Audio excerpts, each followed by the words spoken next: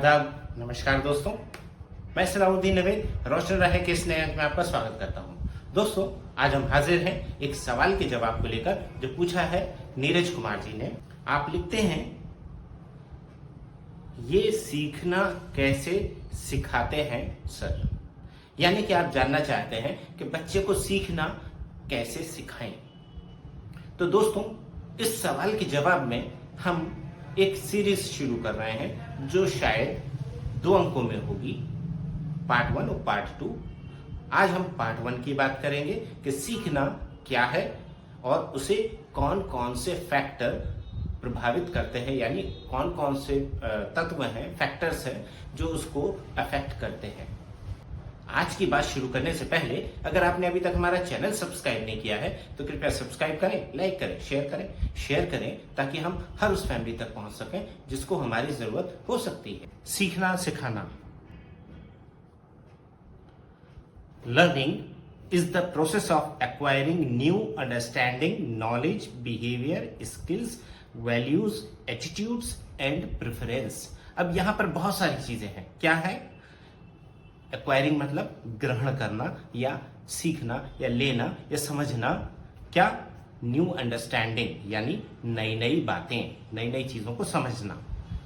Knowledge, ज्ञान की नई नई बातों को समझना, चीजों को समझना। ज्ञान से मतलब आशय है कि यहाँ पर हर वो चीज जो हमें नई समझ में आती है, हमारे नॉलेज को अपडेट करती है, वो नॉलेज है। बिहेवियर्स, व्यवहार, यानी हम जो कुछ कर रहे हैं उसमें हमें अपडेट होता है, हम उसको सीखते हैं और अपने आप को अपडेट करते हैं, तो वो बिहेवियर्स बहुत बड़ा एरिया है जिसको समझने के लिए आप हमारी थेरेपेटिक पेरेंटिंग सीरीज को देख सकते हैं।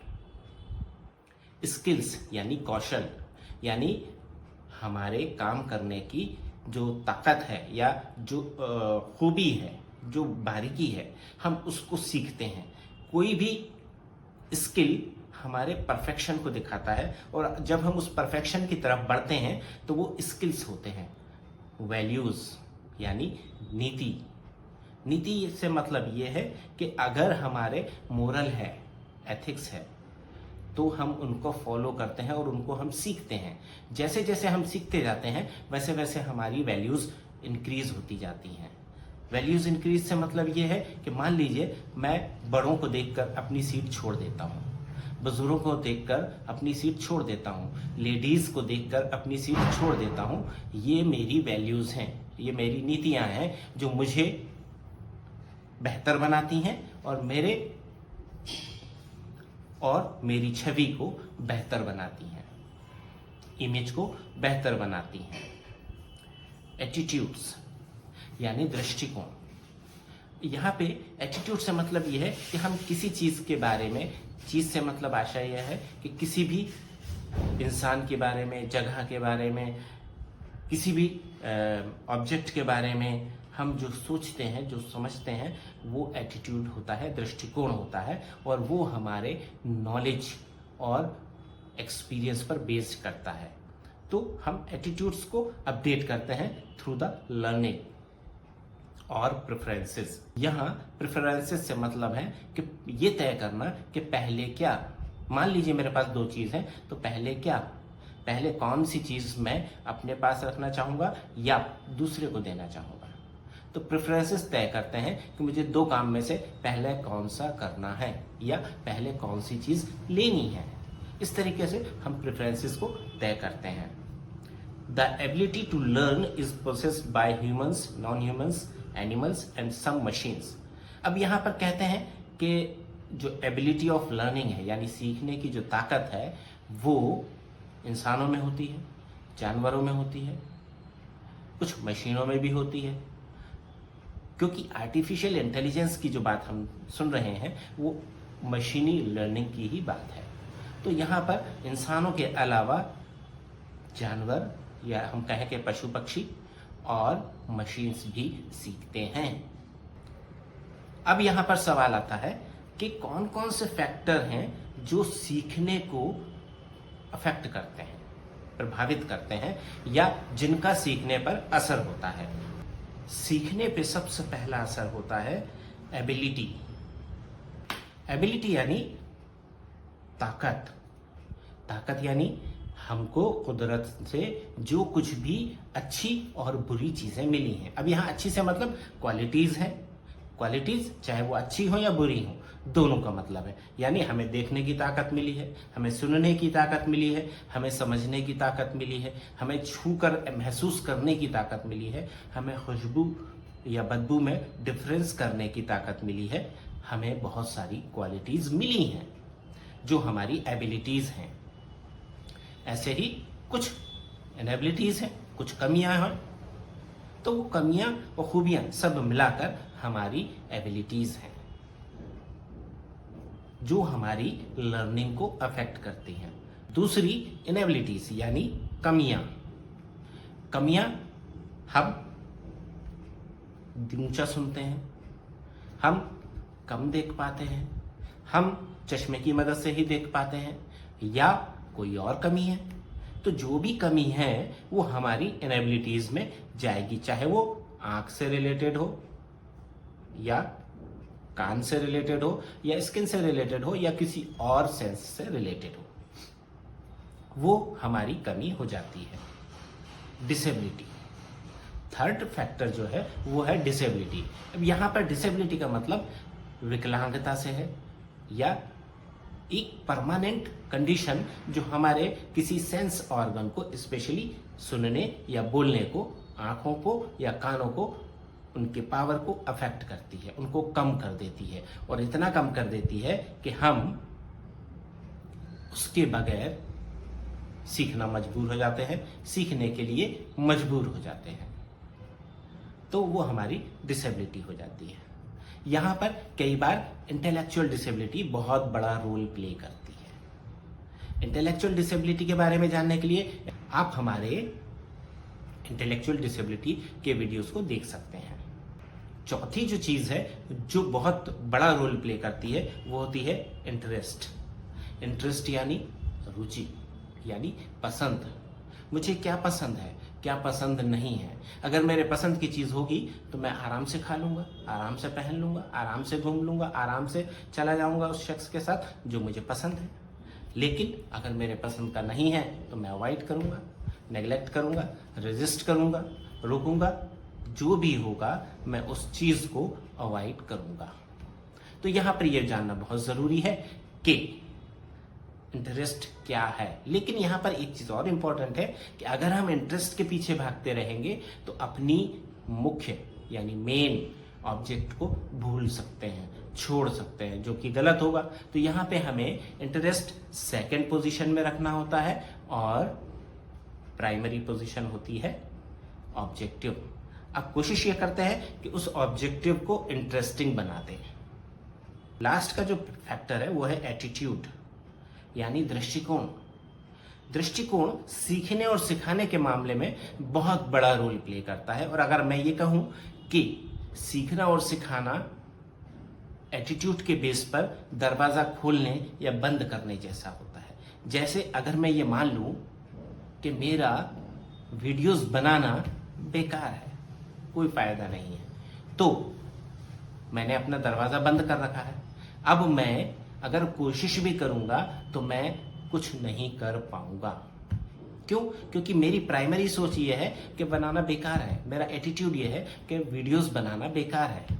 लेकिन अगर मैं ये पॉजिटिव सोच कर रखता हूं कि मेरे वीडियो बनाने से सबको फायदा है, तो मैं बनाऊंगा, जो मेरे में इंटरेस्ट पैदा करेगा, जो मुझे इस और जाने के लिए प्रेरित करेगा, मोटिवेट करेगा कि मैं अपने काम को और बेहतर तरीके से करूं। ये डिफरेंस पैदा होता है एटीट्यूड यानी दृष्टिकोण से। यही दृष्टिकोण बच्चे का जब होता है कि मुझे सीखने से क्या फायदा, मुझे नहीं सीखना, कोई फायदा नहीं है, तो वो नहीं सीखना चाहता, फिर वो रेजिस्टेंस पैदा करता है। और जब वो रेजिस्टेंस देता है तो सिखाना और मुश्किल हो जाता है। ठीक वैसे ही अगर कोई टीचर ऐसा है जो ये सोचता है कि बच्चे को सिखाने से फायदा क्या, कोई फायदा नहीं, क्यों मेहनत कर रहे हैं, तो अगर वो पढ़ाएगा भी तो उस दिल, उस लगन और उस मेहनत से नहीं पढ़ाएगा कि जिससे बच्चे को फायदा हो। और जब बच्चे को फायदा होगा ही नहीं, होना ही नहीं है, ये सोच है, तो बच्चा सीखेगा भी नहीं। और अगर दोनों बैठे भी रहेंगे तो सिर्फ टाइम पास करेंगे। तो यहाँ पर सीखने को प्रभावित करने वाले जो फैक्टर हैं वो ये सब है। अब टीचर के पॉइंट ऑफ व्यू से देखते हैं कि कौन से फैक्टर हैं जो टीचर के टीचिंग को, यानी हम एज अ पेरेंट अगर टीचर हैं, क्योंकि हम सब जानते हैं कि फैमिली जो है पहला स्कूल है, मदर पहली टीचर है। तो अगर कोई भी टीचर, मदर, पेरेंट्स, फादर अगर इन फैक्टर्स को ध्यान में रखेगा या सीखने के सिखाने के इन फैक्टर्स को समझ लेगा तो वो अपना काम आसानी से कर पाएगा। जिसमें पहला फैक्टर है एटीट्यूड।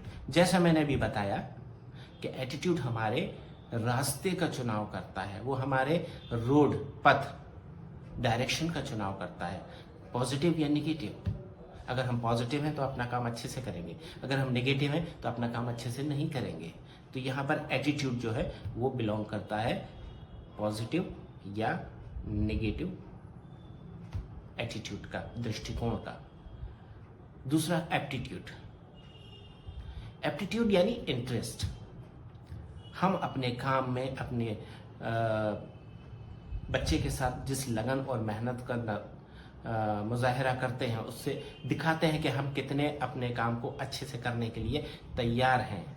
ये इंटरेस्ट, ये एप्टीट्यूड काम के लगन के प्रति, लगन या अपने काम के लिए तय करता है कि हम अपने काम को कितने बेहतर तरीके से करेंगे, और ये हमारी क्वालिटी ऑफ टीचिंग को इम्प्रूव करता है, बेहतर बनाता है, अच्छा बनाता है। तीसरा जो है वो है नॉलेज, यानी हम उस सब्जेक्ट के बारे में जो बच्चे को सिखाना चाह रहे हैं, चाहे वो बहुत छोटी सी चीज हो या बहुत बड़ी चीज हो, उसके बारे में कितना जानते हैं। हम जितना ज्यादा जानेंगे उस चीज को उतना बेहतर प्रेजेंट कर पाएंगे बच्चे के सामने, उस चीज को उतने अच्छे से रख पाएंगे बच्चे के सामने। तो यहाँ पे नॉलेज हमारे प्रेजेंटेशन को अफेक्ट करता है। हम बच्चे को उस लेवल तक ले जाकर बता सकते हैं, या नॉलेज को उस लेवल तक ले जाकर बता सकते हैं जिस लेवल पे बच्चा सीखना चाहता है। नॉलेज के बाद बात आती है स्किल्स की। स्किल्स यानी कौशल, हमारे जो गट्स हैं, हमारे जो परफॉर्मेंस के स्किल्स हैं। स्किल्स को अगर हिंदी में कहें तो कौशल। हम अपने काम में कितने दक्ष हैं, हम अपना काम कितने अच्छे से कर पाते हैं, अगर हम कोई चीज कर रहे हैं तो कितने अच्छे से कर पा रहे हैं, इस पर डिपेंड करता है कि हम अपनी चीज को कितने अच्छे से बच्चे के सामने रख पाएंगे। ये हमारी कुशलता, स्किल्ड होने का सबूत होगा। अगर हम स्किल्ड हैं तो हम अपनी चीज को बहुत अच्छे से प्रेजेंट करेंगे, अगर हम स्किल्ड नहीं हैं तो काम चलाऊ तरीके से प्रेजेंट करेंगे, और दोनों ही तरीकों में जमीन आसमान का फर्क होता है।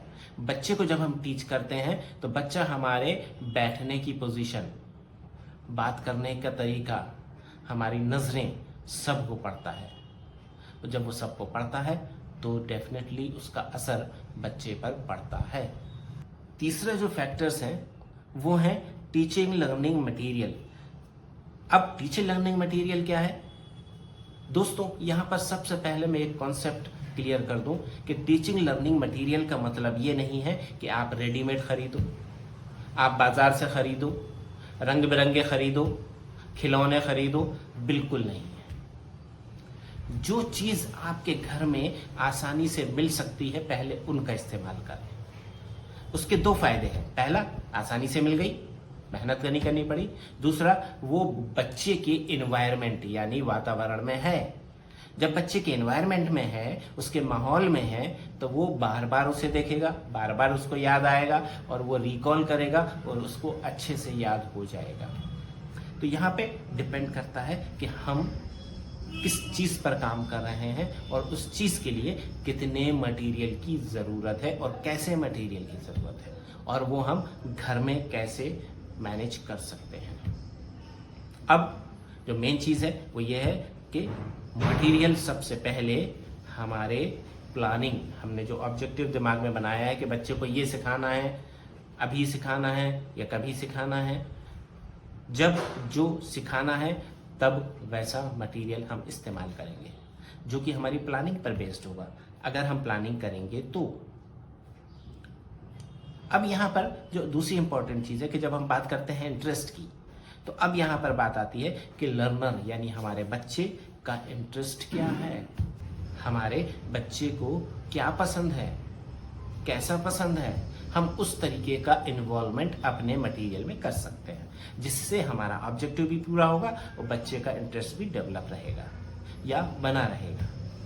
तो यहाँ पर हमें किसी भी तरह की, सबसे पहले घर की चीज़ें, उसके बाद छोटी मोटी जैसे हम कहते हैं कि मैनेजमेंट करके हमने, या हिंदी में कहें तो जुगाड़ करके हम अरेंज करते हैं। तीसरी चीज़, अगर ख़रीदना है तो हम बेसिक मटेरियल ख़रीदते हैं। बेसिक से मतलब यहाँ पर यह है कि हम इलेक्ट्रॉनिक नहीं ख़रीदेंगे, ऐसा मटेरियल ख़रीदेंगे जो रफ एंड टफ हो, बार बार यूज़ हो सके, टूट फूट होने की गुंजाइश ना हो, मतलब मजबूत और टिकाऊ मटेरियल खरीदेंगे। उसके बाद अगर हमारी ज़रूरत थोड़ा और एडवांस है तो हम फिर ढूंढेंगे ऑडियो विजुअल, यानी ऐसी चीज़ें जो हम उसे दिखा सकें, सुना सकें। पर ये मटेरियल तभी यूज़ होता है जब बच्चा कॉग्निटिव लेवल पे थोड़ा सा डेवलप हो जाता है, समझने लगता है, सीखने लगता है और उसको इस्तेमाल करने लगता है। फॉर एग्जाम्पल, जब हम बच्चे की कॉग्निटिव ट्रेनिंग करते हैं तो हम टैब का यूज़ करते हैं, कुछ ऐप्स का यूज़ करते हैं और उन ऐप्स के थ्रू उसकी ब्रेन एबिलिटी या ब्रेन फंक्शंस को इम्प्रूव करते हैं। सारे ब्रेन फंक्शंस इम्प्रूव होते हैं थ्रू द ऐप्स, और लेकिन ये तब इस्तेमाल होता है जब बच्चा उस स्टेज पर आ जाता है, हम शुरू से इस्तेमाल नहीं करते हैं। तो यहाँ पर हमें ध्यान रखना है कि हमारा TLM बच्चे की नीड के अकॉर्डिंग, उसके इंटरेस्ट को सबसे लास्ट में देखेंगे, और सब्जेक्ट के अकॉर्डिंग होना, प्लान के अकॉर्डिंग होना, और सबसे ज़रूरी चीज़ घर का हो तो बेस्ट है। अब हम ये समझते हैं कि बच्चा सीखता कैसे है। तो दोस्तों, हम जानते हैं कि हमारे एनवायरनमेंट में, हमारे माहौल में, हमारे आसपास बहुत सारी इंफॉर्मेशंस हैं और हम इंफॉर्मेशंस को अपने सेंस ऑर्गन के थ्रू कलेक्ट करते हैं, रिसीव करते हैं। हमारे रिसेप्टर क्या है? आँख।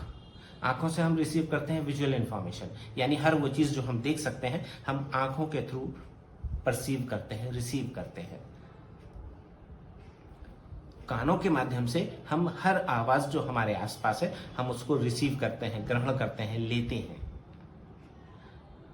जितनी भी टच से रिलेटेड इंफॉर्मेशन है, यानी छूने से रिलेटेड इंफॉर्मेशन है, सूचनाएं हैं, वो हम स्किन के थ्रू रिसीव करते हैं। हमारी त्वचा, हमारी खाल हमें आसपास जितनी भी चीज़ें हैं जिनको हम छू सकते हैं, ये छू के जानते हैं, उनके बारे में इंफॉर्मेशन देती है। टेस्ट के बारे में, यानी स्वाद के बारे में, या हम कहें कि खट्टे मीठे के बारे में, मीठे नमकीन के बारे में हमारी ज़ुबान हमको बताती है। हमारी ज़ुबान बताती है कि कोई चीज़ कैसी है, उसका स्वाद या मज़ा कैसा है, हम उसके बारे में जानते हैं ज़ुबान के द्वारा, जीभ के द्वारा। और पांचवा जो हमारा सेंस ऑर्गन है, ज्ञानेंद्रिय है, वो है स्मेल, यानी गंध।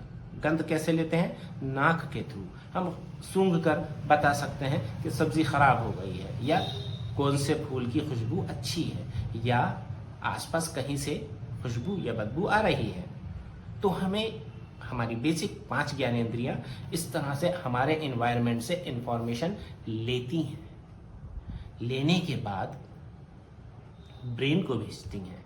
लेकिन यहाँ पर मैं ये आपको बता दूं कि इन 5 के अलावा 2 तरह की ज्ञानेंद्रियां और होती हैं जो हिडन होती हैं, हमारे शरीर के अंदर होती हैं, जिनके बारे में हम अभी बात नहीं करेंगे क्योंकि वो बेसिक नहीं है। हमारी लर्निंग को वो प्रभावित करती हैं बट बेसिक इंफॉर्मेशन नहीं देती हैं। अब ज़रा सोचिए कि अगर हमारी विजुअल इंफॉर्मेशन में, ऑडिटरी इंफॉर्मेशन में, टेक्सचुअल इंफॉर्मेशन में, टेस्ट इंफॉर्मेशन में या स्मेल इंफॉर्मेशन में किसी तरह की कोई कमी हो जाए तो क्या होगा? यानी जो हम देख रहे हैं वो हमें प्रॉपर नहीं दिख रहा, जो हम सुन रहे हैं वो प्रॉपर इंफॉर्मेशन हमको नहीं आ रही है, जो हम छू रहे हैं वो इंफॉर्मेशन प्रॉपर हमारे ब्रेन तक नहीं पहुंच रही है, या जो हम खा रहे हैं या सूंघ रहे हैं उसकी इंफॉर्मेशन हमारे ब्रेन तक नहीं पहुंच रही है, तो क्या होगा? अब यहाँ पर एक चीज़ समझ लीजिए कि मैं चश्मा क्यों लगाता हूँ? क्योंकि मुझे जो विजुअल इंफॉर्मेशन चाहिए वो प्रॉपर नहीं आ रही है। मैं कान की मशीन क्यों लगाता हूं? क्योंकि मुझे सुनने में दिक्कत है। सुनने से मतलब मुझे जो ऑडिटरी इंफॉर्मेशन, आवाज की इंफॉर्मेशन आनी चाहिए वो प्रॉपर नहीं मिल रही है, सो मैं कान की मशीन लगा रहा हूं। तो इस तरीके से हम अपनी ज्ञानेंद्रियों पर निर्भर करते हैं। अब सोचिए, अगर विजुअल इंफॉर्मेशन डिस्टर्ब हो गई तो इमेज अच्छी नहीं बनेगी ब्रेन में। अगर ऑडिटरी इंफॉर्मेशन डिस्टर्ब हो गई तो ऑडिटरी और विजुअल का जो कोऑर्डिनेशन है वो प्रॉपर नहीं होगा, या ऑडिटरी इंफॉर्मेशन पहुंचेगी नहीं, विजुअल इंफॉर्मेशन पहुंचेगी नहीं। अगर पहुंचेगी तो गलत सलत पहुंचेगी, या दोनों के बीच सिंक्रोनाइजेशन नहीं होगा। सिंक्रोनाइजेशन का मतलब है कि दोनों के बीच तालमेल नहीं होगा। फॉर एग्जाम्पल, ताली बजी। अब बच्चे ने देखा कि इन्होंने ऐसे किया है, लेकिन ये आवाज उसके कानों तक नहीं पहुंची, तो वो ताली की आवाज को नहीं पहचान पाएगा। और ठीक यही होता है जब बच्चा भाषा सीखता है। वो आंखों से सीखने की कोशिश करता है, कानों से नहीं। और अक्सर ये होता है कि जब वो हमको देखता है तो वो हमारे होठों को, आंखों को पढ़ता है की कोशिश करता है, बजाय आवाज को कान से रिसीव करने के। जबकि ऑटिज्म में 99% हियरिंग लॉस नहीं होता है। रेयर केस में किसी बच्चे को हियरिंग लॉस हो सकता है, पर जनरली नहीं होता है।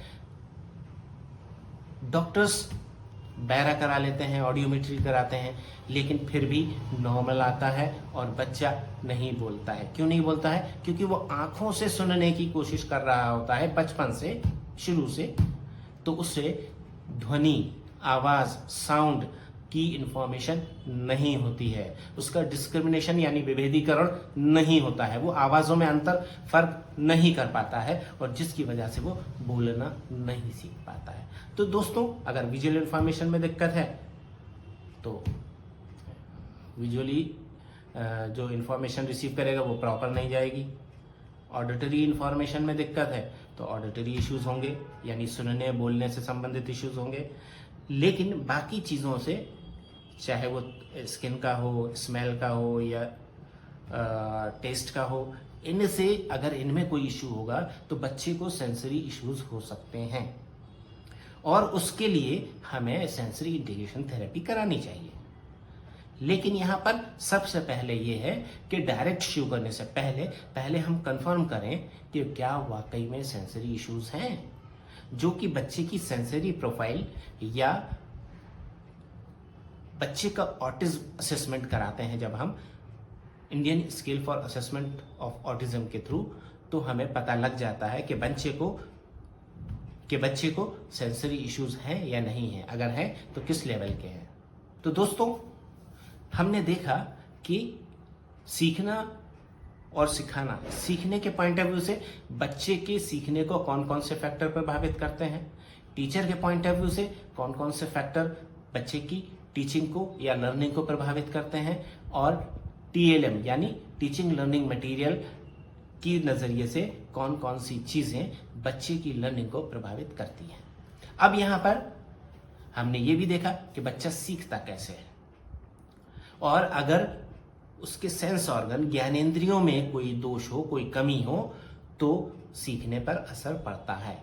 क्यों? क्योंकि जब ये सारी इंफॉर्मेशन कलेक्टिव फॉर्म में ब्रेन तक आती है तो ब्रेन उसको प्रोसेस करता है। अब ये प्रोसेस ऐसा है जिसको समझाया नहीं जा सकता है, क्योंकि हर बच्चे में ये अलग हो सकता है। हर बच्चे में ये उसके इंटरेस्ट, उसकी एबिलिटी, उसके एनवायरनमेंट के अकॉर्डिंग अलग हो सकता है, और होता ही है, क्योंकि एक चीज को अलग अलग लोग अलग अलग नजरिए से समझते हैं। तो यहां पर समझ या लर्निंग कैसी होगी ये उसके ब्रेन पर डिपेंड करता है। सारी इंफॉर्मेशन समान होगी पर लर्निंग अलग अलग होगी। क्यों? क्योंकि हर ब्रेन अलग अलग तरीके से प्रोसेस कर रहा है। एक टीचर पढ़ा रहा है, 50 बच्चे पढ़ रहे हैं, पर लर्निंग सबकी अलग अलग है। क्यों? क्योंकि सबके ब्रेन अलग अलग प्रोसेस कर रहे हैं। हम ये मान के चल रहे हैं कि वहां पे सबके सेंस ऑर्गन नॉर्मल हैं, फिर भी सबकी लर्निंग नॉर्मल नहीं है। ठीक उसी तरह जब हम बच्चे को सिखाते हैं तो यहाँ पर ब्रेन फंक्शनिंग बहुत इंपॉर्टेंट होती है और जिसके बारे में हमें बाय प्रैक्टिस समझ में आता है कि कौन सा बच्चा किस तरह से रिएक्ट कर रहा है, किस तरह से सीख रहा है, किस तरह से सीखेगा।